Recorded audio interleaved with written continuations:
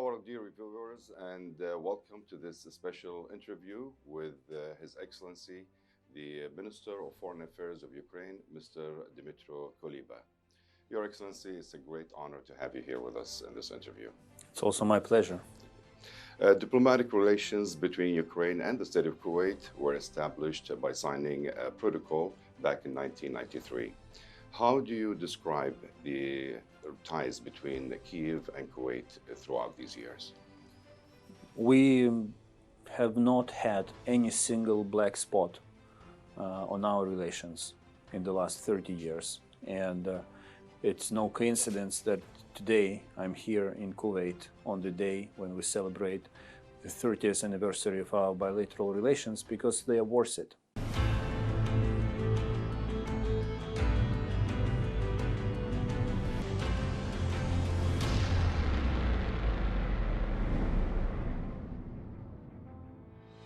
Well, no surprises as we expected.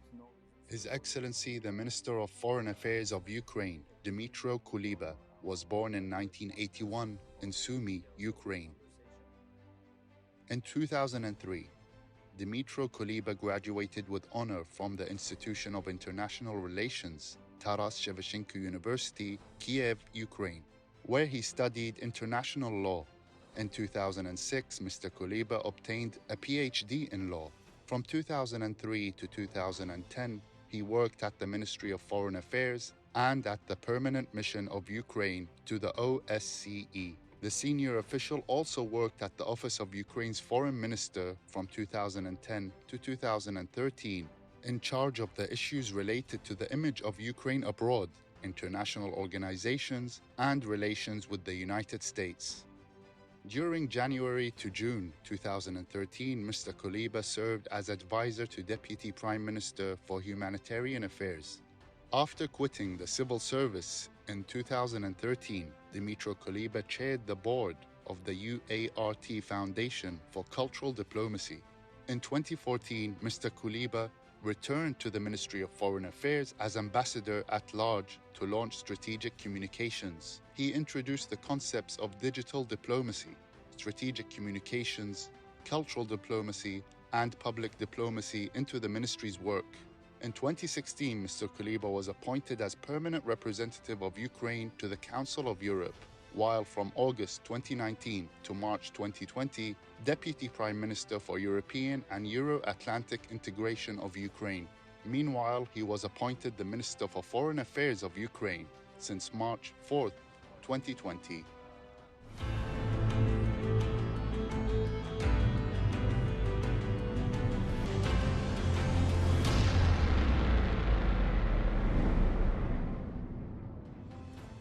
Now, several political consultations were held between the foreign ministries of the state of Kuwait and Ukraine to discuss issues of bilateral agendas, to pay special attention to strengthening the political dialogue.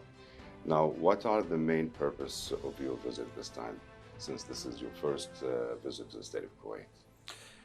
My visit signifies that first, Ukraine is grateful to Kuwait for the support we have received from your country since the war in Ukraine began. Your country knows very well how it feels to be attacked by a neighbor, and we very much understand what it takes to go through this challenge. So I came to say thank you, also in particular for the humanitarian aid that Kuwait provided to Ukraine. And today we will also be signing the memorandum on providing Ukraine with electricity generators. This is the assistance that will help civilians to overcome challenges caused by attacks on our civilian infrastructure. And of course, another element of my visit is to explore new opportunities in trade, education, and other types of cooperation between our countries. We're going to talk a little bit more in detail about that in a few minutes. Now, as we can witness the remarkable development of the Ukrainian-Kuwaiti relations in recent years, as they are beyond the political aspects to include many aspects of bilateral cooperation, such as culture, sports, and economic relations. What are the main sides of cooperations between the two countries so far? Uh, I'm a big fan of Ukrainian football team, Dynamo Kiev. And in the early 90s, the coach of my team, whose name was Valery Lobanovsky, he moved to Kuwait and was managing the Kuwait national team. And this sport bond, I think it's very important because it demonstrates that our bilateral relations, they're not only about politics, they're not even only about trade, but also about deep cultural and sport ties. So this is something that connects people. And over the last years, a number of business-to-business events were held by our embassy in Kuwait. Some big projects were considered. So we are very much focused on finding opportunities to expand our cooperation in all spheres. Yes. Now, being partners in several global organizations that play essential roles in stabilizing situations with allies and across the countries, what are the prospects for interaction between Ukraine and Kuwait within with the international organizations, in particular the United Nations? We are very much grateful to Kuwait for voting in favor of resolutions related to Ukraine, especially for the last resolution that was voted on the 23rd of February this year. And this resolution was dedicated to restoring long-lasting and sustainable peace in Ukraine. This resolution goes along the lines of the peace formula proposed by President Volodymyr Zelensky. So it's probably this resolution is the best example of how Kuwait supports Ukraine in international organizations. But there are other forums where our cooperation is important. For example, in the early 90s, Kuwait supported the construction of shelter over the Chernobyl nuclear power plant. And Kuwait was an important contributor to that. So nuclear energy is safety is also an area of support of cooperation. And today I had a meeting with the leadership of the Kuwait Fund, and we also discussed a lot trade, investment, business-to-business development of business-to-business contacts. So basically, it's what normal countries do when they are friends, and we are friends with Kuwait. Your Excellency, just like you mentioned, Kuwait has many humanitarian contributions in the humanitarian field all around the globe. Now, Kuwait stands, regarding the Russian-Ukrainian crisis, is solid as it calls for respecting the sovereignty, independence, and unity of lands of all countries in accordance to the international law and the UN Charter. Now, could Your Excellency elaborate a little bit more on things that you would like, you hope for, that Kuwait can do more for Ukraine? Well, no other country in the world wants peace more than Ukraine. And having Kuwait on our side and enjoying the support of Kuwait extended to our territorial integrity and sovereignty is a very important part of the global coalition which struggles for the restoration of peace. This resolution that I mentioned earlier gathered 141 votes in favor in the UN General Assembly. Kuwait was one of them, but the position, and it demonstrates that the vast majority of countries of the entire world, irrespective of their geographical location, they stand by what Ukraine fights for. And it is crucially important for us also that Kuwait acts not only in its national capacity, but also as a representative of the Gulf region, thus demonstrating its regional leadership. Yes. Kuwait's foreign ministry has welcomed the agreement on the safe shipment of grain and foodstuffs from Ukrainian ports and stressed the importance of this agreement in facilitating the transportation of the Ukrainian grain, which would mitigate food shortages around the world. Now, what do you have to say regarding that? Well, you know that Ukraine traditionally was a food security guarantor, and we exported hundreds of tons, millions of tons of grain, allowing prices to be controlled and to avoid food crisis and famine in many countries. Since the war began, Russia has been blocking our ports, and this is why the export of Ukrainian grain was put to the risk. But most importantly, the lives of people, millions of people in countries which consume Ukrainian grain, was put at risk.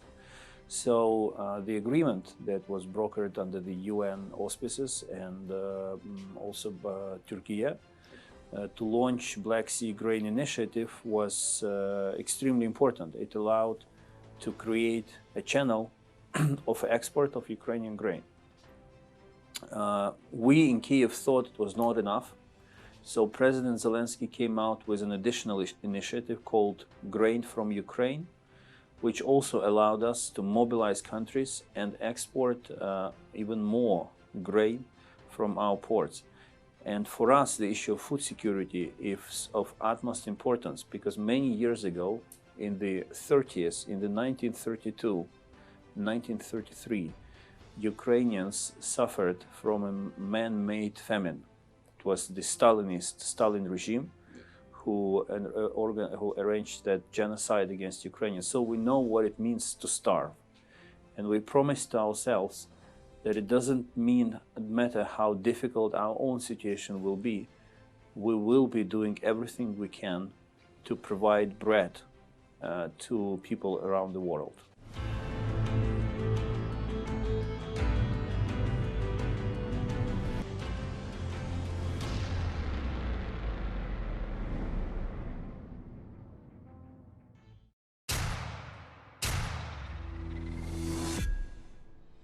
The diplomatic relations between Ukraine and the state of Kuwait were established on April 18, 1993, by signing a joint protocol during the visit of Ukraine's government delegation led by Prime Minister Leonid Kuchma to the state of Kuwait. However, the official date of opening the embassy of Ukraine in Kuwait was February 2003. Since then, a number of mutual visits on various levels and the opening of embassies contributed to the development of cooperation between Ukraine and Kuwait. Through those years, the heads of the diplomatic mission consisted of Ambassador Extraordinary and Plenipotentiary of Ukraine to the state of Kuwait, Anatoly Burmakov, who was in office from 2003 to 2005. From 2005 to 2007, the chargé d'affaires of Ukraine in the state of Kuwait was Mr. Vadim Vakhroshev, while from 2007 to 2010, the chargé d'affaires of Ukraine in the state of Kuwait was Mr. Sergei Pushkarsky. Ambassador Extraordinary and Plenipotentiary of Ukraine to the state of Kuwait, Vladimir Tolkach, was in office from 2010 to 2019. Since April 2019, Ambassador Extraordinary and Plenipotentiary of Ukraine to the state of Kuwait, Dr. Alexander Balanotsa. Amid sincere appreciation, the head and members of the Ukrainian diplomatic mission praised the remarkable development of Ukrainian-Kuwaiti relations in recent years as they went beyond the political aspect. The senior Ukrainian officials also appreciated Kuwait's humanitarian and material support to their country and its cause amid the unstable political and security situation. Kuwait has reiterated its support for the international ceasefire efforts in Ukraine and emphasized the need to respect the sovereignty of states. During several meetings to discuss the latest developments of the Russian-Ukrainian conflict, Kuwait's Foreign Minister Sheikh Salem Al-Abdullah Al-Jaber Al-Sabah has affirmed to the Ukrainian ambassador to Kuwait, Alexander Balanotsa, the country's stance towards the issue calling for an adherence to the principles of international law, the United Nations Charter, and territorial sanctity with internationally recognized borders. He reiterated Kuwait's support for international efforts to achieve a ceasefire in Ukraine, de-escalate the violence, promote dialogue, and reach a peaceful solution. Meanwhile, several political consultations were held between the foreign ministers of Ukraine and Kuwait to discuss key issues of the bilateral agenda and pay special attention to strengthening the political dialogue. On the economic ties, there were new plans to organize business missions to Kuwaiti companies to Ukraine in order to get acquainted with the investment opportunities of the country, marking a great potential for further economic growth.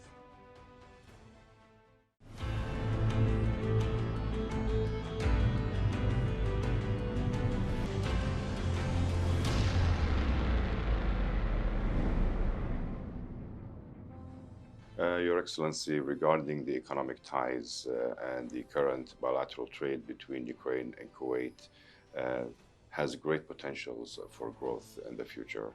Are there new plans to organize business missions for Kuwaitis to Ukraine to find opportunities there in Ukraine and to get acquainted with the investments opportunities in your country?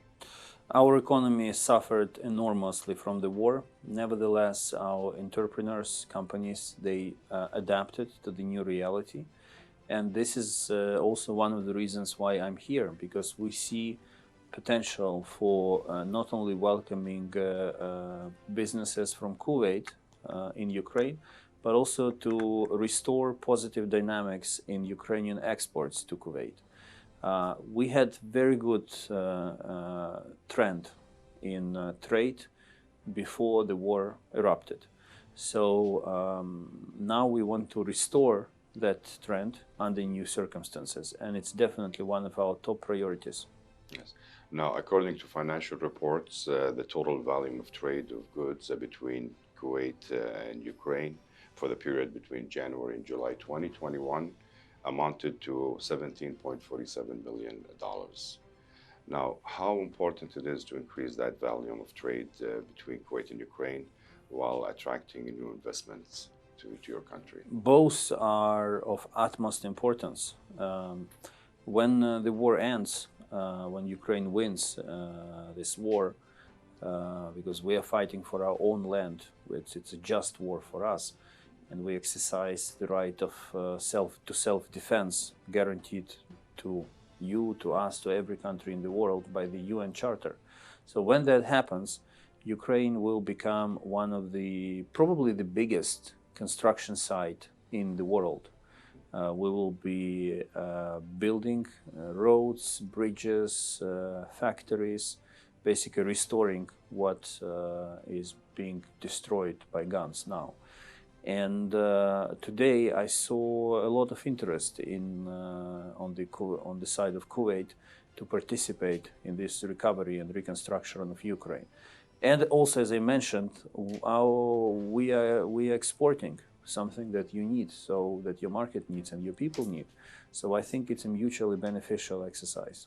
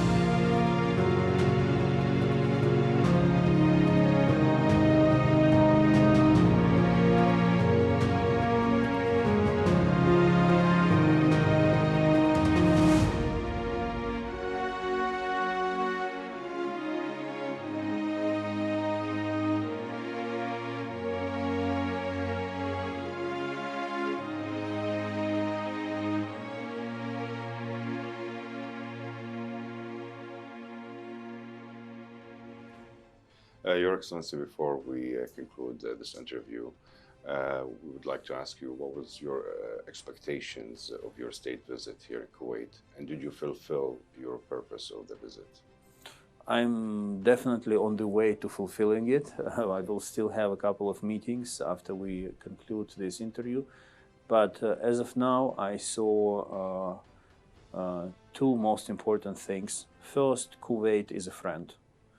And second, our cooperation is much broader than just providing political and humanitarian support to Ukraine in times of war.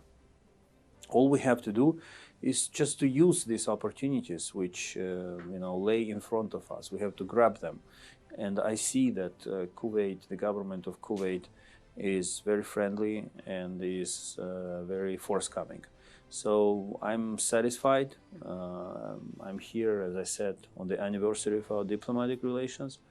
I'm here when Muslims celebrate Ramadan, and in that regard, I would like to wish Ramadan Kareem to all the people of Kuwait. Live in peace, in prosperity, and everything else will be done by Ukrainian and Kuwaiti politicians, businesses, and people-to-people contacts. Yes. Now, Your Excellency, away from politics, and since this is your first visit to the state of Kuwait, could you tell us about your impression about the state of Kuwait? Well, everyone I've been talking to congratulated me on coming on a very good time when it's not too hot in Kuwait. So I very much enjoyed the city, the hospitality, and I visited the towers, the Kuwait towers, very beautiful. I see that the country is prosperous, it's developing, it's very peaceful. Security is at the highest level. So we all remember what you went through when you were attacked by your neighbor. So while looking at the way you live, I imagine that we want to build the same quality of life once we win in the war and we liberate our country. We want to follow your footsteps, overcome the tragedy of the war, and build peaceful, safe, and prosperous state like Kuwait is. Your Excellency, thank you very much for being with us today, and we wish you a good stay here in Kuwait. Thank you. Thank you. Our dear viewers, this concludes our special interview with the Minister of Foreign Affairs of Ukraine, Mr. Dmytro Kuleba. Thank you for being with us and hope to see you in future programs.